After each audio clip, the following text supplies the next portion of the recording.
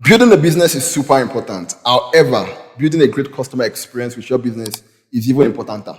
If there is a word like that. My name is Damilola Robert, and my co-host is Olayemi Michu.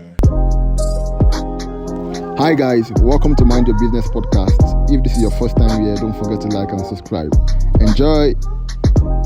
Olayemi, you recently told me a story about a vendor you bought something from. Guy. Do you mind sharing? So I mean, once in a while we jump online and then we make purchases and all of that. I think I was preparing for something and then I bought a lot of things on Instagram through various vendors and all of that. That reminds me, GIG reached out to me because I insisted that all these vendors deliver with GIG. Anyways, and when I was done buying, I just felt like I'd gotten the goods. Some of them were apt, some weren't. And it was another procedure to refund or to ask for an exchange and all of that. Yeah. But even before I get to that stage, I was patiently waiting for any of these vendors to just reach out to me and say, "Hi, you got the product. Do you like it? Does it fit? Is it achieve what you wanted to achieve?" And to my surprise, I'm talking about shopping with like 15 vendors. You are talking with a lot of pain. I'm paying. I'm shopping with 15 and not one. Even in the Bible, Jesus, the leper, there was one leper that came back, right? Not one came back to ask me how I feel or what I feel concerning their products. That's wrong, man. All right, so guys, today we are going to be talking about creating a memorable customer experience even after sale, right? So what would you define to be a memorable customer experience?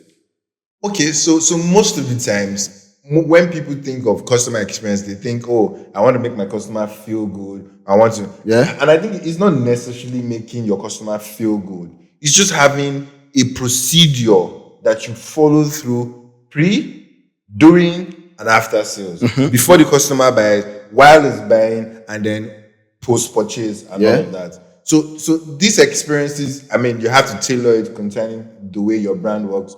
Rolex saying you have to wait 18 months on their waiting list before you can even buy an expensive time teller. Is that a good experience or is it a bad experience? We really can't say. But that is their customer journey. That is what that's what they want all their customers to experience before you even own a Rolex. It's not supposed to give a good feeling. It's not supposed to give a bad feeling. It's just a prerequisite that every customer has to go through. You need to identify this process for your product selling or for your business and then execute it for every customer. None of them should be left out before sale, during sale, and after sale. So I think customer experience is a feel-good emotion, right? It's the feel-good psychology that you get throughout these three processes in which you said. So if I get you define a memorable customer experience as the sum total of all the interaction that a user or a customer, face while they are interacting with your product, whether it's before the product is being bought, while the product is being bought, and also when they finally now get the product, all the experiences that they feel. But must it be a feel good? I really believe that customer experience has to really be feel good, right? Feel good in the sense that you really want to make sure that the customer is satisfied, right? Because a customer in their own sense are a marketing tool, right? So you are thinking of somebody bought a product from me, they feel good about it, they can then tell somebody about it. Exactly. Don't forget that a bad customer can tell the whole world about how bad your product is, and because of that, a lot of people are also not buying from you.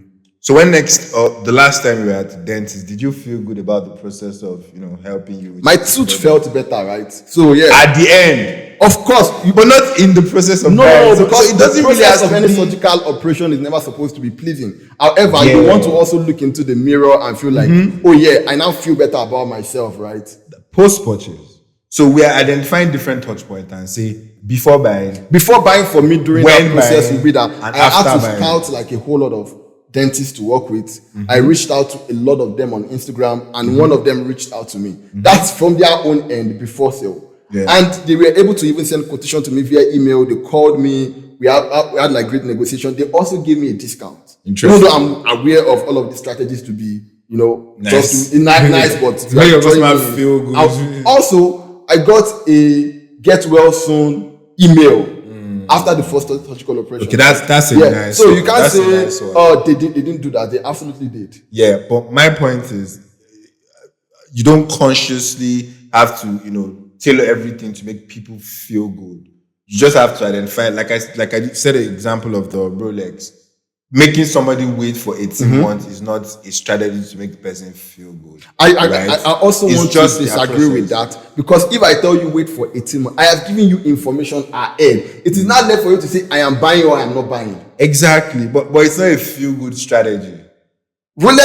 Owning a Rolex is feel good. Yeah, post Right? purchase. So At the because post-purchase you know that touch point. scarcity also just automatically increases the value of a product, right? So if you cannot Of wait, course, you are of course. absolutely not our target audience, right? So in all of this, what would you think should be the strategies that organizations should put together or vendors should put together when they want to have a great customer experience, or they want to create like a customer experience strategy? I think the number one thing when it comes to customer experience is communication. Like you said with my example of Rolex, I have told you that you are going to wait for 18 months. Yes. So is there you want to wait or you don't want to wait, right? So it's important for us to identify these touch points, the pre-purchase, the during purchase, and then the post-purchase, and now say, okay, this is what you're going to experience. I'm sure your dentist will at some point have told you, oh, it's going to feel a little bit ticklish. So the communication of this is what the communication of this is what you're going to experience while we're at the pre-purchase process, or while we're at the purchasing process, is the most important thing. And this reminds me of a lot of vendors of Instagram that actually break my heart as soon as I see your page. Trust me, I never buy anything online when I see how they say that thing, no refund policy, and that's the only thing you see on their bio. Like, it is heartbreaking. I'm just here for the first time. I don't know your pre-purchase experience or process. I don't know your purchasing process. But guess what? I already know your post-purchase process, which is no refund policy, and you throw it on my face. I'm not going to buy it. I think that's really important. Talking about communication, I recently, while I was preparing for this, I was looking through the internet and I saw an app. I think it's called EasyCat, where they synchronize like all your communication channel together. So your Twitter, your Instagram, your Facebook, your LinkedIn. So any communication channel that your customer can use to reach out to you, they now synchronize it on one app, right? So when somebody sends you like a DM on Twitter, you get to see it on the app. On Facebook, you get to see it on the app. So it really makes communication easy, right? So I think like sorting out that part is really a great customer experience. Another thing I think vendors should also do is personalization. I think we missed out on a lot of that. You are addressing me as if you are addressing everybody, right? You want to send out an email, you don't say hello Damilola, hi Damilola. You are using words that is about the third person, not about me, right? So I don't have that feel good experience with you because I know that you are probably sending this to like another 1,000 people. You don't even know my name. You don't even know my name exactly. So why should I want to do business with you, right?